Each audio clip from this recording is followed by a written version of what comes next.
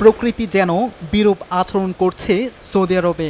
দফায় দফায় বৃষ্টিতে নাকাল দেশটির জনজীবন। তুমুল বৃষ্টি ও ঝড়ে মধ্যপ্রাচ্যের দেশটি যেন অচল হয়ে পড়েছে। দেশটির বিভিন্ন স্থানে অতিমাত্রায় বৃষ্টির পানি জমে দেখা দিয়েছে বন্যা। বৃষ্টিতে ক্ষয়ক্ষতির সম্মুখীন হয়েছেন সাধারণ মানুষ। টানা কয়েকদিনে বৃষ্টিতে সৃষ্ট বন্যার পানিতে অনেক জায়গায় গাড়ি ডুবতে দেখা গেছে, রাস্তাঘাটও বন্ধ হয়ে গেছে।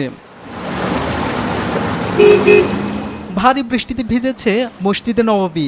নগরের মদিনায় রেড অ্যালার্ট জারি করা হয়েছে। এছাড়া মদিনায় আরও বজ্রপাত সহ বৃষ্টি এবং ঝড়ো হাওয়া হতে পারে বলে সতর্ক করেছে দেশটির আবহাওয়া অধিদপ্তর।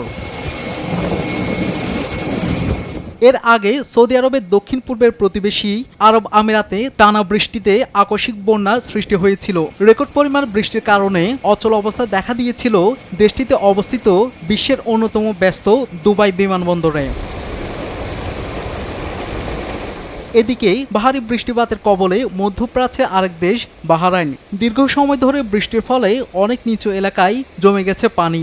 যে কোনো পরিস্থিতি এড়াতে পূর্ব প্রস্তুতি নিয়েছে দেশটির সরকার। শাহাদাত শাওন, RTV।